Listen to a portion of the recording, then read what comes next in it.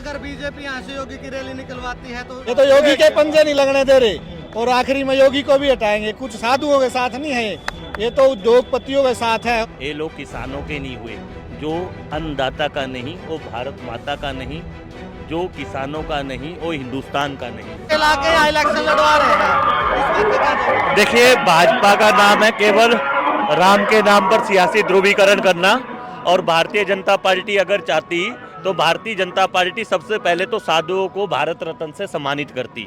हमारी मांग थी, स्वामी वामदेव जी का क्या नाम मोदी जी ने लिया राम मंदिर उसमें आंदोलन में, स्वामी वामदेव जी का योगदान है, सभी साधुओं को एकाग्रित किया। आज आपको बता दूं, आज तक गंगा जी के गंदे नाले बंद नहीं हुए। और आपको ये भी बता दूं, सोनीपत तीर्थों का क्या हाल है। भाजपा की सरकार है, रानी तालाब जींद में है, पांडुपिदारा में है, कई तीर्थ हैं, उसका क्या हाल है। और भाजपा की नज़र तो सिर्फ भारतीय जनता पार्टी तो केवल सियासत खेलती है, जाति के नाम पे लड़ाती है। आप मंदिरों की बात कर रहे हैं, लेकिन बीजेपी तो ये कह रही है हमने राम मंदिर इतना पे जो निर्माण करवाया, राम मंदिर में असलियत में किसी को पता हो, स्वामी वामदेव जी का योगदान है, अशोक सिंघल जी का भी योगदान है, उसमें कोई दो राय नहीं है। पंडित जवाहरलाल नेहरू जी का योगदान भी है, राजीव गांधी जी ने भी ताले खुलवाए हैं। आप इसको इतिहास को उठाइए, अगर मंदिर में वो विवादित भूमि थी वहाँ ताले खुलवाए हैं, राम मंदिर बना, हम उसका स्वागत करते हैं। लेकिन क्या हमारे महाराज जी का योगदान नहीं है? सतपाल ब्रह्मचारी जी ने भी राम मंदिर की लड़ाई लड़ी है, और हमारी द्वार पृष्ठभूमि से, और सोनीपत भी हमारी धरती है और हम इस पृष्ठभूमि से आते हैं। सर्वप्रथम राम मंदिर का आंदोलन स्वामी वामदेव जी ने पिंडारा से ही शुरू किया था और सभी संतों को एकाग्रित किया था। तो क्या माने इस बार साधु संत समाज का जो है, कांग्रेस को समर्थन है या अभी और कुछ जो बातें वो निकल के आएंगी? सारे साधु समर्थन सतपाल ब्रह्मचारी के साथ हो गए, कांग्रेस के साथ हो गए। 10 साल से सब साधुओं ने देख लिया कि भी एक बात बताओ, राजा बनने के बाद 10 साल लगते हैं क्या? गंगा के नाले बंद करने में 10 साल लगेंगे? नहीं लग सकते। क्या गो हत्या बंद करने में 10 साल लगेंगे? बीफ में नंबर 1 हो गया भारत। तो इसलिए जुमलेबाजी है और कुछ नहीं, लोगों ने देख लिया, अब की बार सुपड़ा साफ है जी। देखिए, आपके क्षेत्र में यमुना मैया भी बहती है, और यमुना मैया का हाल क्या है आप इसके बारे में भी देखिए। अगर केंद्र में कांग्रेस की सरकार थी, हमने वो यूपी 2 में हरीश रावत जी मंत्री थे तो हमने हिलाया उन्हें कहा कि यमुना जी के नाम में भी कार्य होना चाहिए। अगर गंगा जमुना शुद्ध नहीं होगी तो गंगा माँ कैसे शुद्ध होगी? प्रयागराज में संगम होता है। सोनीपत तो वीरों की धरती है और आज़ादी की धरती है।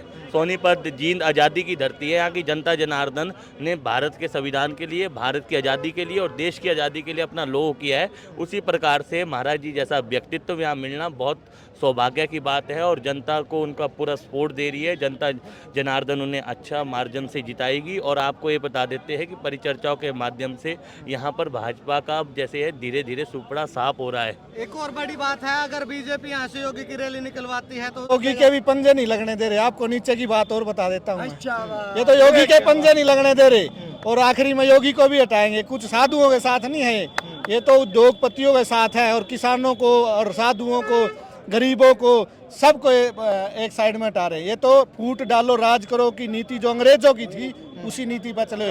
विदेश में जा करके रूस में परमानेंट पुतिन का राज कैसे रह रहा है उसको सीख कहा है। ये सब वहाँ से सीख करके यहाँ वो राजनीति करना चाहता है। लेकिन यहाँ के लोग किसान वर्ग है, गरीब जनता जो है, जो त्रस्त है, वो अब इन बातों में आने वाली नहीं है। आप लोग भी हमारे साथ हैं। देखिए, संस्था हम लोग जो संस्था चलाते हैं, आप सभी सोनीपत वासियों का बड़ा सहयोग है। ये लोग किसानों के नहीं हुए, जो अन्नदाता का नहीं वो भारत माता का नहीं, जो किसानों का नहीं वो हिंदुस्तान का नहीं। सबसे बढ़िया बात है कि किसानों के नहीं हुए, माँ धरती के नहीं हुए। हम आपके चैनल के माध्यम से सोनीपत की जनता से, जनता जनार्दन से ये अपील करते हैं कि परम पूज्य महाराज जी को जिताए, क्योंकि महाराज जी सुख दुख के साथी है, और आपके यहाँ स्वास्थ्य सेवा, गौ की सेवा, सारी सेवा महाराज जी करेंगे। और इस सोनीपत जींद जितने भी क्षेत्र है, यहाँ पर छोटे छोटे उद्योग भी बने। तो मैं भी इसलिए आप सभी से अपील करता हूँ कि महाराज जी को आप भारी मतों से जितवाए और एक वोट दे। आप जितनी भी सोनीपत की जनता है, एक वोट। सत्ता को ठीक करने के लिए साधुओं की आवश्यकता पड़ती है।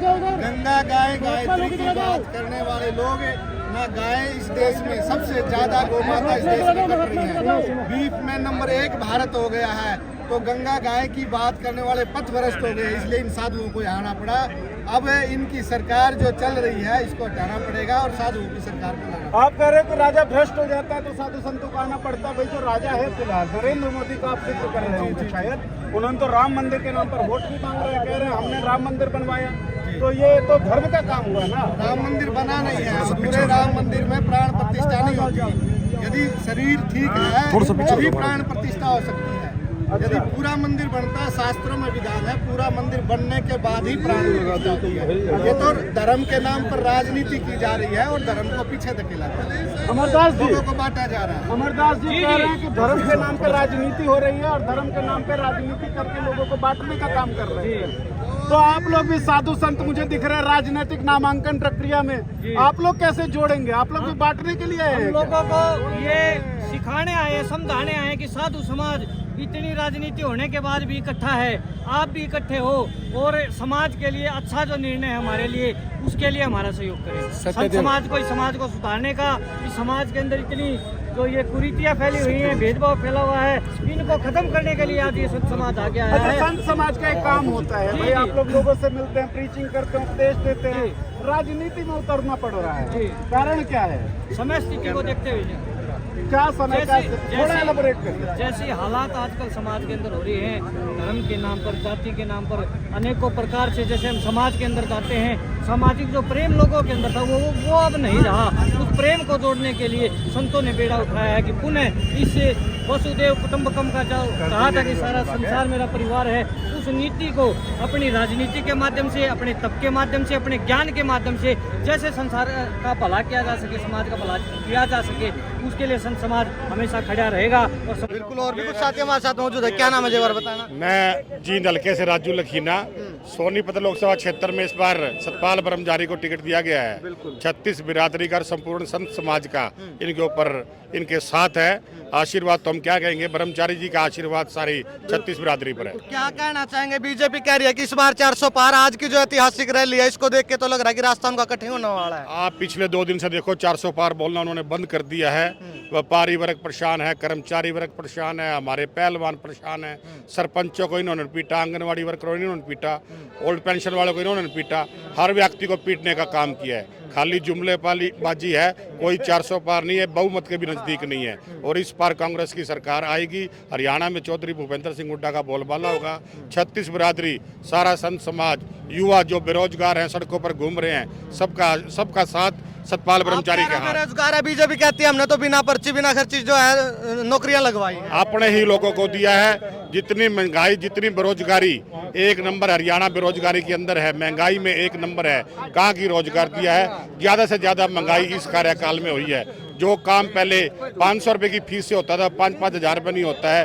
पोर्टल का जमाना लगा दिया है। आम व्यक्ति को, आम किसान को, आम एक गांव के आदमी को पोर्टल का ज्ञान ही नहीं होता, वो घूम घूम के अपनी चप्पल तोड़वा बैठता है। आपके सामने है, ये तो शुरुआत है, एक सेमीफाइनल है, लोकसभा का चुनाव है। आने वाली विधानसभा भी कम से कम 7 सीटें कांग्रेस सरकार की आएंगी और बहुमत के साथ विधानसभा आएगी। चौधरी भूपेंद्र सिंह हुड्डा, चौधरी दीपेंद्र सिंह हुड्डा का हरियाणा में बोलबाला रहेगा। बिल्कुल भाई, सोनीपत की जनता की आपने बातें सुनी और साधु संत समाज का भी क्या कुछ कहना वो भी आपने सुना। आपका क्या कुछ कहना भी कमेंट में जरूर बता देना। फिलहाल राम राम सराहना।